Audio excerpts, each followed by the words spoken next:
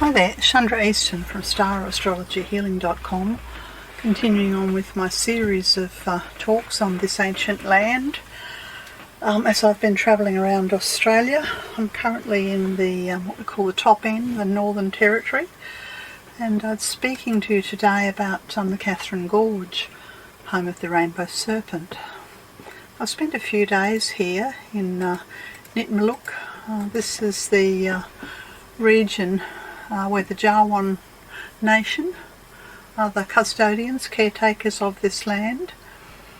I think there's 23 groups of this nation, and they spread all around this region according to the seasons. I've been staying in the very peaceful camping ground here along with lots of other travellers. I wanted to speak to you today about my dawn trip up the Katherine River, up through the gorges. There are many gorges. I think there's 11, maybe more, but I think at least 11. And I took a sunrise boat trip up through the first and the second gorge, along with about 50 other people on the ferry. Very peaceful time of the morning, incredibly beautiful. Everyone's very mindful, of course, that we are in crocodile country. This is their habitat and their river, and we have to respect that. So there's lots of instructions about keeping your hands inside the boat, and keeping a watchful eye out. These are freshwater crocodiles. Won't harm you. Are supposedly very shy, but can give you a nasty bite.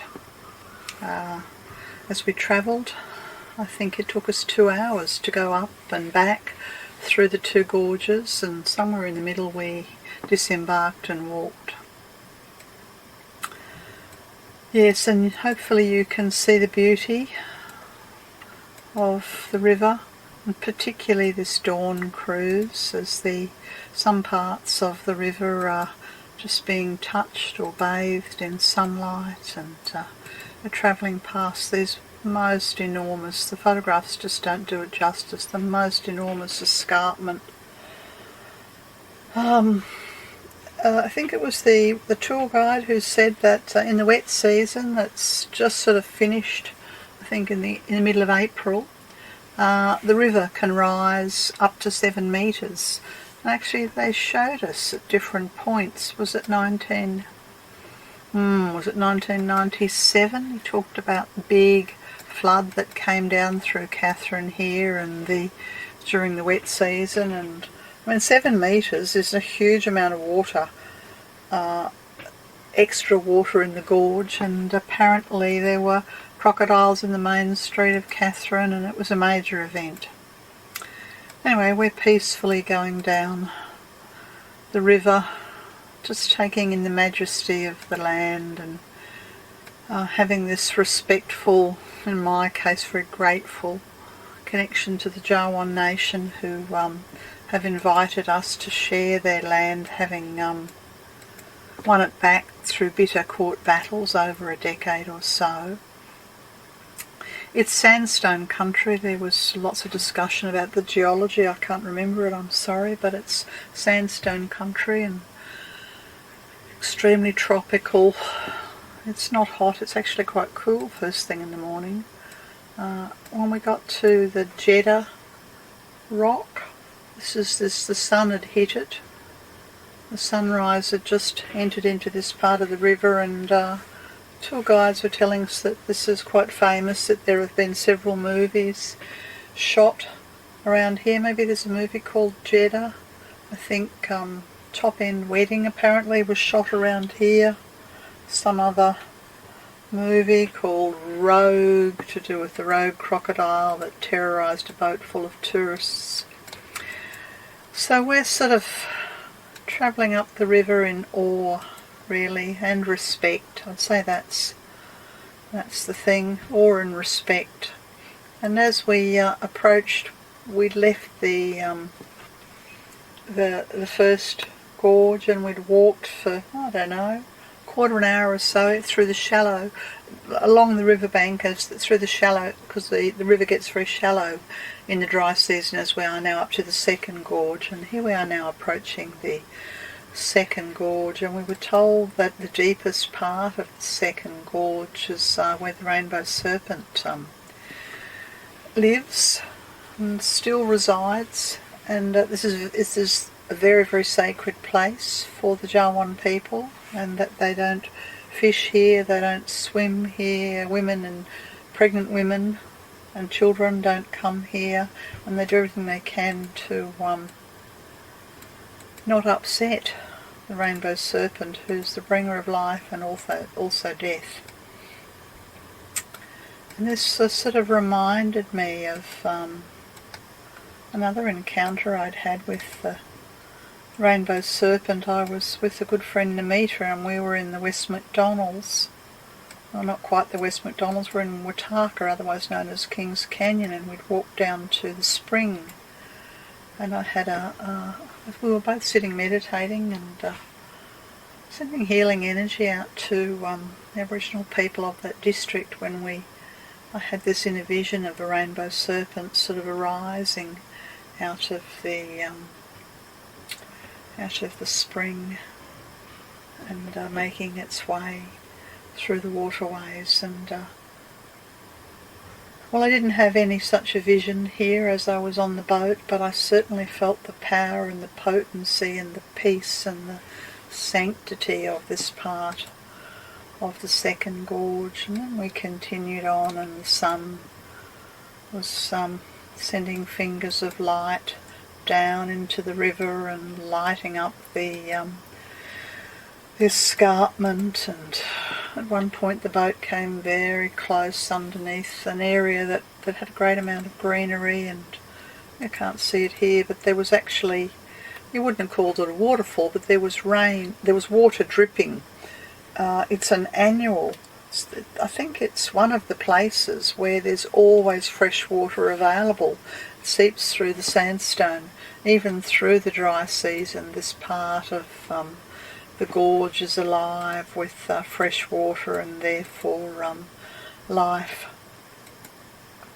The colours, something about the sandstone and the water and the sunrise, the rays of sun. One moment it's orange, then it's sort of almost lime green, and I think they explained that, I can't remember now, the actual true colour of the sandstone is white, but some of the darker areas are where the waterfalls run during the wet season. And then of course we had to turn around and head slowly back. The guides explained that the way they get the boats up to the second gorge is that they wait for the height of the wet season, and then they